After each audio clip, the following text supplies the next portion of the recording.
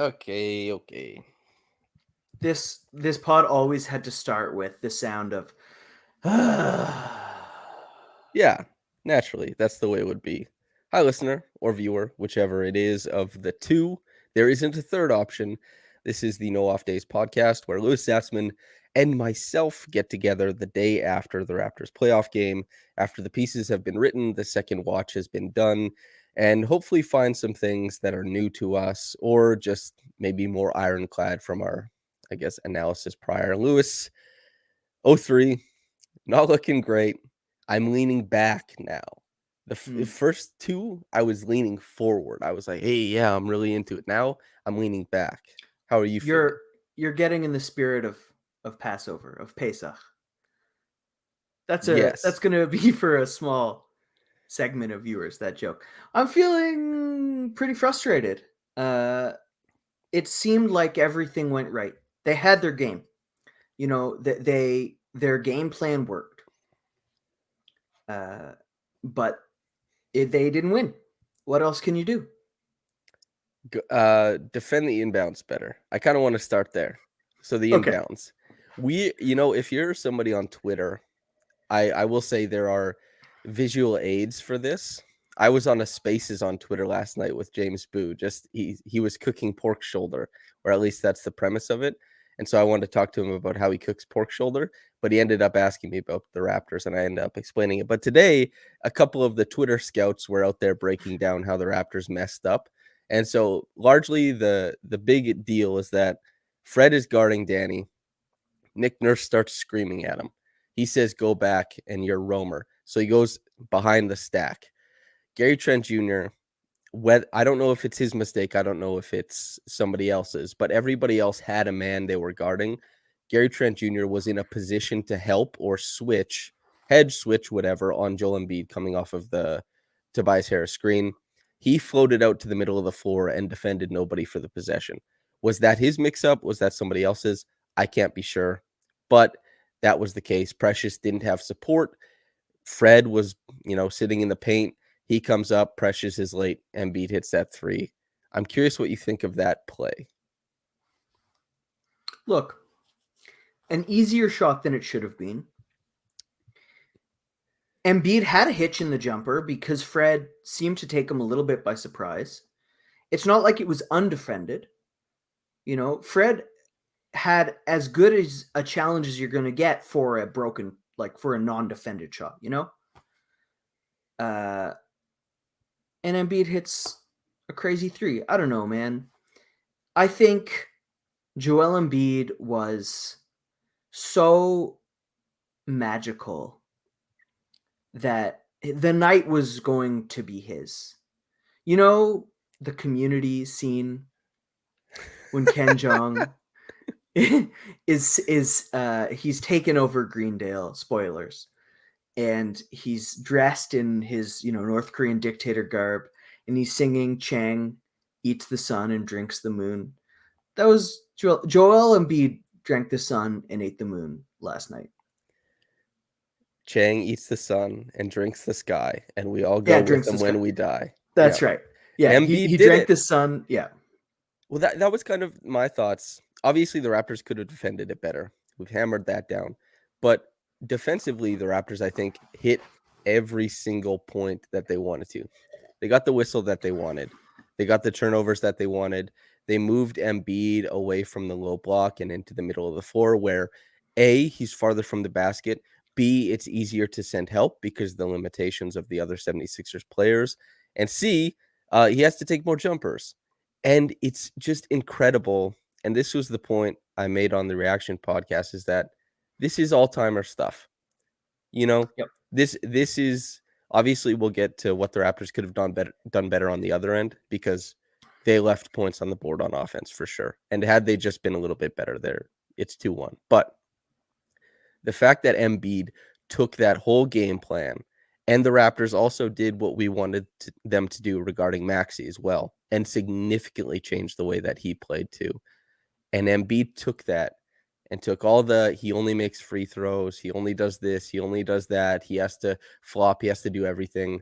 And then he beat the Raptors down the stretch with just finesse, talent and shot making with jumpers. Like the turnaround at the free throw line, the like hezzy pull up at the elbow, the He's Kobe 3-pointer. Bryant. He He's said, just "Okay, I can't be Shaq tonight. I'm turning it over. I'll just be Kobe then." Who can do that? And I wanted to get into the Tyrese Maxey thing you mentioned. They did a much better job. They said, "Fine, we're not going to shade everyone a step towards Harden. We'll play Maxey like he's actually a good player." They did really well. They forced some misses. A lot of his makes were actually quite difficult. He was forced into a lot more pull-up twos, more contests. A lot of his makes were like very difficult. The Maxey stuff was incredible, but you know what? You decide to take steps towards Maxey, Harden goes off. He hit pull-up threes. He got layups. Like, this Sixers team has answers to every question Toronto poses, right? Turnovers in the post, Embiid hits jumpers.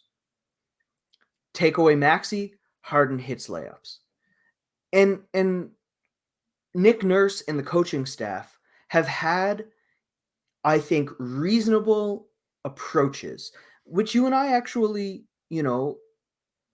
suggested in our last no off days, right? The way that they played defense last night was basically the way we said they should as an adjustment. And the Sixers did it anyway. I mean, obviously they didn't score 130. It wasn't the cavalcade that it was before, but they were still able to get, productive, efficient possessions when Toronto couldn't. Yeah. I'm pretty okay with the defense. Actually, I'm over the moon with the defense. I Yeah, thought the the defense defense was good. The Sixers' offense was just impressive. That's all I'm saying. But the defense was good. Yeah. Like what did Harden finish with? 19 and 10 or something like that? Yeah, 18 something and like 10. that. I felt pretty good about the Harden stuff, especially I think he had a couple plays on Thad that worked out well. I saw a lot of people saying that like he was, Thad was lunch. I disagree with that. I thought Thad did pretty good in his stretch, but well, not offensively, but on defense. And Pascal, OG, and Precious, Harden wanted nothing to do with. And the only people he was taking off of the bounce were Fred, Yep. Gary, and Malachi. And that isn't any shade towards those three guys. I mean, they did their best, and that's a mismatch. And you can't avoid every single mismatch. And the fact that the 76ers had to work so hard, waste the shot clock, and as we predicted, they gave up advantage over and over again when the ball funneled to Harden. He would not keep the ball moving. When it got to him, it rested, it stuck. If he took advantage, he took advantage. Yep. But that was a schematic win for the Raptors, absolutely. And Maxey, Yeah. I mean, having more Precious on the floor meant that the Maxey pick and rolls were significantly less impactful. Playing at the level of the screen, widening his angles, and then being able to tag Embiid instead of just playing this, the odd type of like, okay, we're not letting Embiid do anything. We have to allow a driving lane for Maxey or Harden or whatever, and then we're gonna bring guys all the way over, funnel it out to the corner, catch up. They just played more aggressive at the point of attack, and Precious, OG, and Pascal in particular being able to do that and kind of stymie Maxey. All of them had plays that you can look back on and say, just stopped him. Ironclad, like boom, right in isolation and coming off of screens and stuff like that. So Siakam, especially in space, was just what a defender, man. That was the frustrating part, is that Siakam definitely didn't play as well as he needed to offensively. And we'll get into that. But his defense, Siakam was nobody's mistake-free defensively. The best defensive game of all time contains many mistakes in it.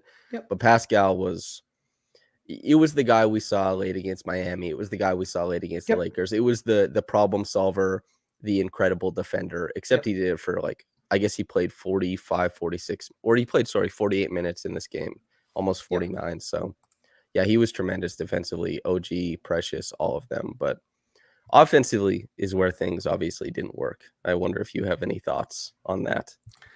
Yeah, so offensively, they said Fred is not hitting pull-up threes.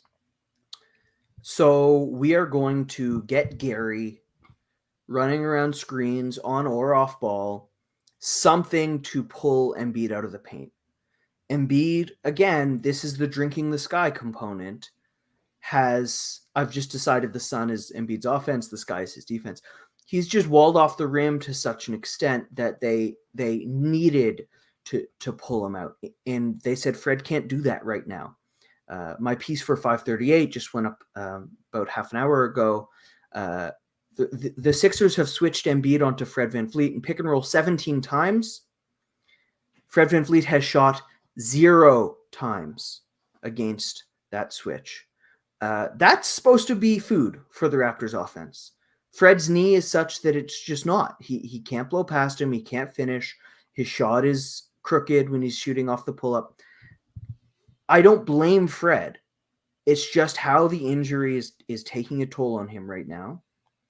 And as a result, the Raptors needed to turn to their only other threatening pull-up shooter, which is Gary Trent. They gave OG a couple turns, but basically they let Gary run it at Embiid on or off ball, pull him out from the rim, and they just didn't make plays. They didn't move the ball around. He settled for a lot of pull-up middies. The offensive rebounding that came in the first half when Embiid shifted out to defend Trent just sort of dried up in the second half. It was a reasonable workaround in my eyes on individual plays, not one that you can run for 53 minutes and expect to have offense all game long. That's a contingency plan, not an Operation A style game plan. It just Embiid is too much, and they couldn't do enough to beat him.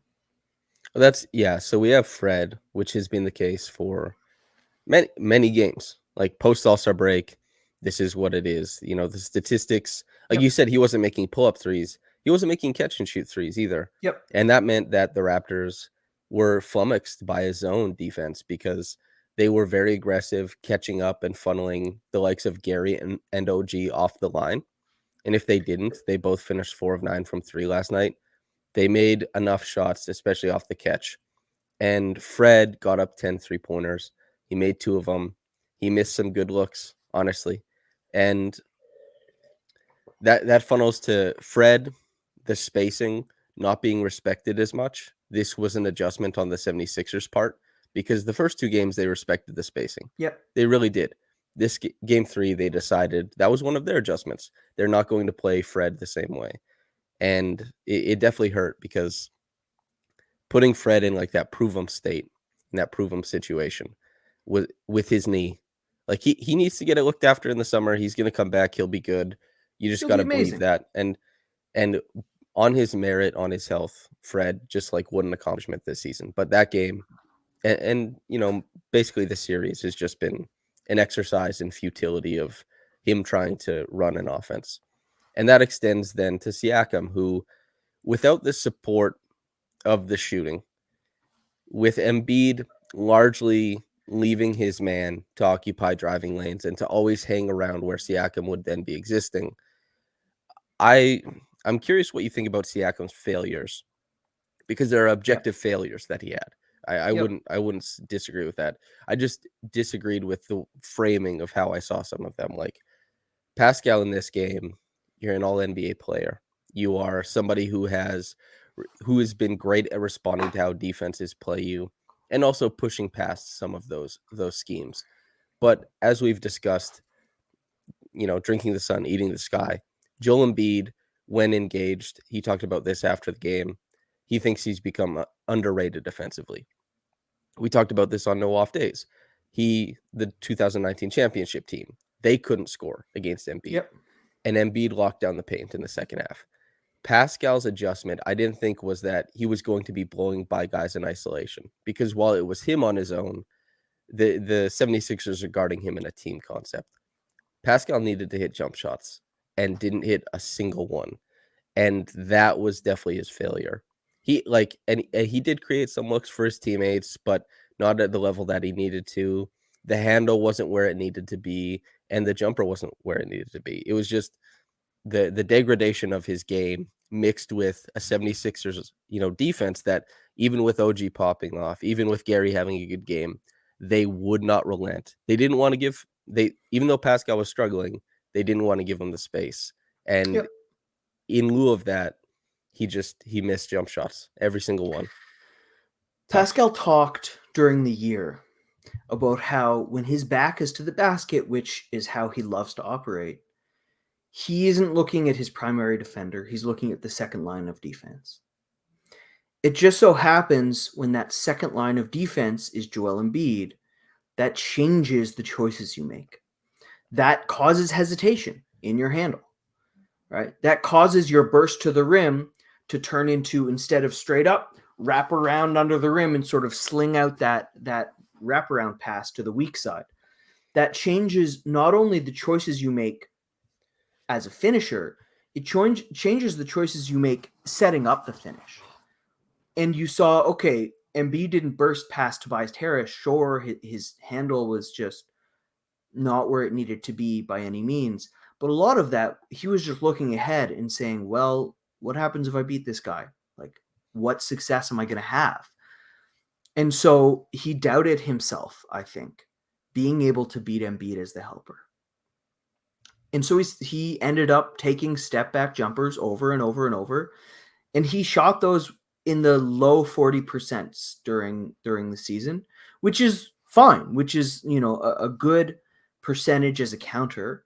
But when you lose your layups, when you lose your runners through contact, when you're not taking corner threes, when you're not getting free throws, that can't be all you have.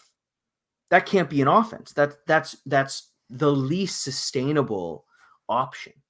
It's supposed to be what you fall back on to mix in with the others. And it was it ended up being the only thing the Raptors could rely on. He scored 0 points in the second half and overtime. They didn't have an answer. And what I wanted to bring up, can Scotty Barnes be that answer? Yeah, absolutely. Good. Because Precious Achua was, right?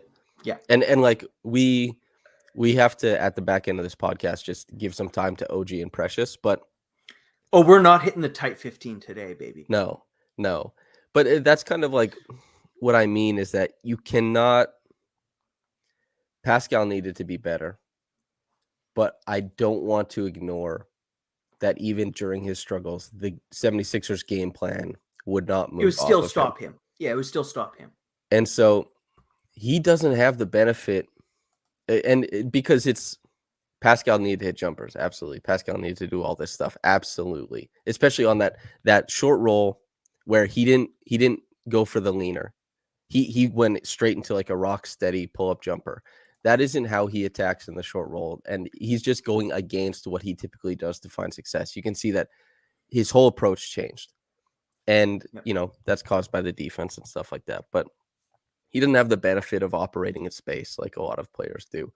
And the reason why Precious popped off is because Precious, well done, put the ball on the ground, is a great fluid athlete, has really come so far as a finisher, all this kind of stuff. But because Embiid is shading other players, Embiid is stepping up to other players. When Precious is getting the ball, like he's in closeout position almost all the time. Like put the ball on the ground, get there. Or when he's cutting baseline to support a drive and the bounce pass is going to him or the dump off is going to him. That is because guys are leaving him. And like them's the breaks. And when players leave you, it's always to stop other players. It's not for some indiscriminate reason. And when Kem Birch had that happen to him, he airballed the layup. I mean, with a great contest. And he didn't come back in the game. Right? Nick Nurse said, if you're going to leave him and he can't make you hurt, look, Kem's doing great stuff. He's helping us defensively, but we just can't play a guy like that. And it was just the Precious show from then on. Yep. And that's where Scotty, if you leave Scotty and he's lurking in that dunker spot, he is maybe the best finisher on the Raptors.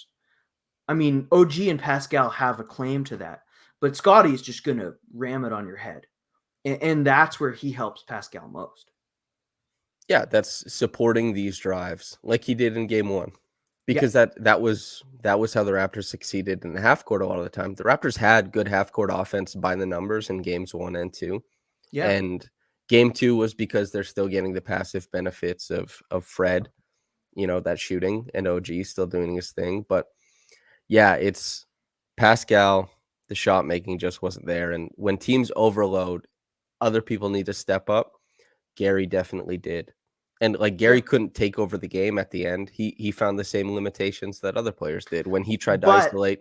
he carried them for so long. He didn't win the game, but let's not minimize how well he played. Oh no, I don't mean to minimize that. I mean Gary had a good game, but when the game flattened out at the end and the Raptors started going elsewhere, OG couldn't score off the Yeah. bounce. Gary couldn't score off the bounce. When they were making shots, it was typically the result of catch and shoot, broken play, off a cut or something like that. And this is the Joel Embiid impact, is that Joel Embiid cuts off the rim for everybody. And so it's like, do you want to challenge him at the rim or do you want to try and make a jump shot? And the Raptors leaned to try and make jump shots. That's what we saw. And credit to OG to get Precious those free throws that he missed was he had Embiid step out on him, drove left, funneled the ball to Precious, and he ended up taking the ball out, getting free throws. But to avoid Embiid, right? yeah, He did the Harden thing. He pulled Harden out and then attacked him specifically because he was under the rim with Embiid near him. Like we can't we keep hitting this note because that dude drank the sky.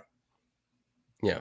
And so, yeah, Gary, Precious, and OG, just well done to all of them. Not only on offense, but on defense. Precious he missed the free throws, but a game is never decided by just free throws. I understand from like a fan point of view, if he makes those, it's different. But from an analysis point of view, when you have to look at the players, what they do throughout the whole game, Precious just did too much for me to even really care about the free Oh throws. yeah. Defensively, it was a masterclass defensively. And offensively, he was 9 for 11 from the field. Yeah, 20 points. He punched in when the offense was broken. He made plays off the bounce that nobody else was capable of making. Because the ball funnels to him, the 76ers aren't loaded up. It's prove it time, and he proved it over and over again. He can put the ball on the ground. He can get to the bucket. When the Sixers zone was hurting Toronto, and it shouldn't have hurt Toronto, they have a bad zone. It was Precious who broke it. Pascal flashed up into the lane, drew two guys onto him. Precious saw that, took the other side of the free throw line, got the ball, boom, one dribble, floating lefty sort of finger roll finish. That was incredible. That was a Pascal level athleticism finish. And that they didn't really go back to zone nearly as much after that. I mean, Precious was a lot of the answers to Philadelphia's questions. And also, in addition to that, OG, because like when I did my breakdown, I said that OG might be so good that he introduces a variable, like a pick your poison variable to the 76ers. Do they want to change how they guard Siakam to be able to guard OG better, or do they want to leave OG in a position where he continues to hurt them? And OG continued to hurt them, but they didn't change the game plan. And OG just honestly being able to take like these pick and roll actions, turn them into something above the break. The jump shooting was great, of course, but being able to get downhill like that, the Hezzy drop dribble, finish at the bucket, end one. It's like free throws too.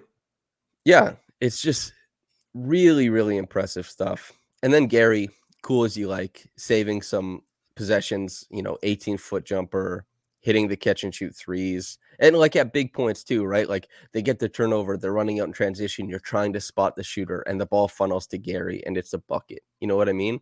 Yep. Those three guys really did their thing. But at the end of the day, I kept thinking, like, what am I going to talk about if the Raptors win? And the point I wanted to hit hardest was that this is what it takes to beat a player of Embiid's caliber. Because I thought they were going to win. And I was thinking of, framing it in that way, that the 76ers, when the Raptors aren't perfect, just mashed them because Embiid is so overwhelming. Like Embiid has been driving the car of this series, like with no questions asked. Yep. And then the Raptors get everything they want. The terms are sitting in their favor, and they're just by the skin of their teeth, which means they could win the series, right? Like that there's a pathway, Yep. but that pathway has such little room for error. You cannot delineate just at really any point, and you have to hit things on the other side of the floor too. And the Raptors, they hit everything they needed to on the defensive side of the floor, save for a couple, like the brush screen that led to the James Harden free throws that he split at the end of the fourth quarter. Fred and OG, like why they miscommunicated on a brush screen, I was surprised. But it's one play, right? The Yeah. inbounds, it's one play.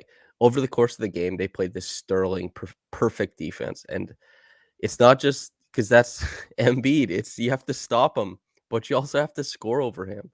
And my God, what a premise! Just overwhelming, dude.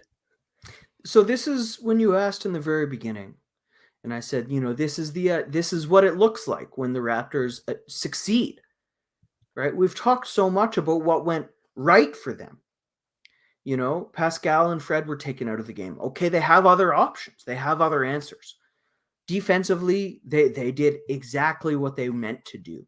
Like, this was them succeeding. That's crazy. And maybe, Thad being healthy, Scotty being in the game, that changes. That does, you talked about driving a car. It's driving a car through the jungle, right? Where your wheels can get caught in any ditch, vines are hanging off of you. It's almost impossible. Scotty is a little bit of a, you get something like a what's it when a train throws cows out of the way? Like the cow tosser. It's not what it's called, but your car has one of those things on the front for you to drive through the jungle. That's what Scotty is. A little bit more room. Wait, do the cows like die? Is that what you're saying? The cows get I don't hit by know. the train? Trains have cow defenses. Like the grill on Yeah, the yeah, that's front? the thing on the front of a train It for bounces for them cows. off to their I don't death? know. It does something to cows. It's Oh cow my related. God. I thought like at first I thought you were saying like they have like this crane arm that's like they slow down to a stop. There's a cow on the track. It's like and No, gently no, they places it. just chuck them out of Are the we way. talking about a helter-skelter cow getting bounced like 80 feet off of a train? Unfortunately, something like that. I will have to look this up. Oh my Anyway, that's Scotty, Lord. right? That's Scotty in one way or another. And so, look, they can still win games, right? They can do again what they did in game 3. But what do you like? Do you just go back to the troops if you're Nick Nurse and say, guys, we did the job. Just do it one more time for me and trust? Yeah, that's how do you galvanize that? Like Yeah. when we think back to the Raptors getting absolutely spanked by the Celtics in the first 2 games. That OG3, it doesn't just save a game. It saves a game plan. And It saves exactly. it gives you the confidence to go out there and exercise it. Now, the Raptors, as far as guys who have been there, done that, Pascal, Fred, leading the charge, that collection of players, and especially like Precious, unfazed, you know, like this is a guy who he'll do anything at any point in time. OG, same thing. Just these unabashed players who I think that there's a reasonable chance they could still take 1 or 2 games in this series. Do I think there's a pathway to 7? I just really don't see it. You're just gonna end up on the wrong side of a Maxey game, a Tobias game, a Yeah. Harden game, an Embiid game, maybe all 4 at the same time, right? And then what do you Any do? variance kills you at this point. Yeah, like Georges Niang could have like a 6 triple game or something like that, and then you're done. But Yeah. those guys can win 1 or 2 games, honestly. The Raptors have never been gentlemened, have they? Like anytime that we've talked about in the past a gentleman's sweep being on the horizon, it's just been a sweep. Cavs, Yeah. just a sweep. Wizards, just a sweep. I think we might be gentlemen for the first time in our lives. But it takes serious mental toughness to come back from that game. Embiid is brash. He's overwhelming. He was unfazed and he was talking trash the whole game. He's just so in your face. He's so good. It's like it's tough to walk out there against that 7-3 monster and just do it all again. Yeah. Especially when the upside is like we do this 4 times in a row. And if we don't do it, then it's nothing. It's just like but they can. There's always a chance, but yeah, I think they win game 4. I don't know about game 5, 6, or 7, but I think they'll win game 4. I expect So a decent turnout. So no adjustments. No. This is why when Zarar asked, "What do we name this?" Scraping the bottom of the barrel. That was the bottom, right? They had that was their adjustment. They can't. There's nothing left to pull out. There's no rabbit in the hat anymore. No. Like, other than the Raptors being way more active as an offense in how they set up actions, like the framework of their offense. Yeah, they could. I Like, mean, they could just hire Chris Finch again. right, like this was the Raptors achieving everything that they wanted to on defense through schematic change, and then failing offensively in the read and react system that Nurse wants. Like, Nurse famously, he doesn't want that many set actions. He Yeah. wants the offensive principles, he wants the talented players, and he wants to be able to drive and make dynamic reads, and he doesn't want it to be rote. He doesn't want it to be, okay, we get to this point, we call this play. It is clunky by design, and he expects to succeed in the clunk, but they did not succeed in the clunk. The guys who succeed in the clunk are ones who are extremely capable drivers and shooters and finishers, right? Pascal, extremely built for the clunk. Kyle Lowry, Kawhi Leonard, they're built for the clunk. This team, as talented as it is, they have all these guys who don't offer each level of success that's required. Thad Young, great addition. He's been hitting his threes, good passer, great defender. He's not being what they need, attacking rotations and sort of changing the way the defense has to play. Precious Achiuwa has kind of been the best at it, even though he shouldn't be a team's best option at driving. That's not what a guy like Precious is supposed to be. But by limitations of the roster, that's what he's become.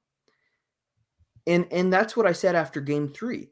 If you add a guy like Tyrese Maxey, or even, like Grant Williams, you don't need, superstars. It doesn't need to be Kawhi Leonard to change the texture of this Nick Nurse offense. But the personnel just isn't right to make it a successful half-court offense. Yeah, basically everything is undone by shooting variance because the Raptors have now 3 guys, and 2 of them have been doing it at a high level in this series, who could punch and the one guy is never on the weak side and will never have an opportunity to do it, who could punch the weak side and get to the rim. Like, if Embiid, there are offensive players who, if you take a step too high in help side, that is the death knell. Like, that is where you fail. But Embiid can take 3 steps and he can still range back and affect basically everybody at the rim. And Fred can't finish. Gary can't finish. Chris takes step backs. Pascal's the guy they're loading up on in the first place. Scotty's not there, right? There's no one who can just go kill the rim. Yeah. And honestly, like, that was the thing. I don't know how Pascal plays next game, but the first half was not so different than the second half. It was just he made shots. Like, the shots, the 12 points he had in the first half outside of that transition dunk, tough shots. Yeah, like a 6-foot fadeaway, 8-foot fadeaway. Yeah, and just like getting deep, seeing the second guy coming over, deciding like the shot's still got to go up, and just none of that happened. Is he going to be able to? Will he get to those spots? Will he get to the shots he wants to? Will he be able to spin off and roll to that push shot with the right hand? Will he be able to like spin left and finish directly at the cup with his left hand? All this kind of stuff. A lot of the places he wants to get to weren't available to him. And I wonder about the Raptors offense in game 4. If Scotty is back, we might see a big Scotty game because he has the physicality and he's just completely unabashed in the way that he goes about this stuff to just try and dominate guys on the weak side. Like Danny Green, Tyrese Maxey, if Scotty's on them, good luck, dude. Like, he's gonna put you into the basket. And sprain ankle, who knows? I shouldn't be so confident, but healthy Scotty, that's kind of what he would be able to do. So yeah. Any other thoughts on our off day that isn't an off day? Cow catchers apparently are no longer used in trains. Because they're inhumane.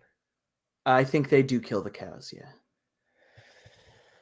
I'm glad to hear the cows aren't being killed anymore by the crane I arm. mean, who knows what they're doing now? But I think the intention was never fully successful. This metaphor, it might extend to Scotty Oh in my some way. god. Dude, you could just slow down. You could, if you get that crane arm and keep like an empty hold, you could steal the cows and sell them as livestock at where you stop. Yeah, but you'd need to hire all the best 6-year-olds who are so dominant at that crane game where they pull up the. Those kids would be the ones catching all the cows. I know a couple guys who work for CN and CP, and they're basically all Because you're from 6-year-olds anyway. Saskatchewan. Yeah. Yeah. I wonder if there's any CN or CP guys in who listen to this podcast who will say that. Anyway, what the hell are we doing, Lewis? We're scraping the bottom of the barrel. That's what Yeah, we're doing. dude. I've I'm been actually holding really on to that happy. one. I'm really happy to learn about this cow thing, and also very pleased to see that it's not done anymore. I don't know what they do now. They vaporize them or something. But anyway, yeah, that feels like a podcast. How do you feel? Yeah, man. Game 4. I'm ready for it. Not excited. Bring it on, though. Yeah, listener, maybe we'll get Blake on no off days after game 4. We're gonna try and get him on one of these. I guess our options are running thin. But anyway, okay, Lewis, thanks for coming on, man. Coming on, you're the co-host. Thanks for being my co-host. I'll see you Sunday for this recording. Listener, thanks for tuning in. Whether you got into it in the morning or at night, have an off day, and goodbye.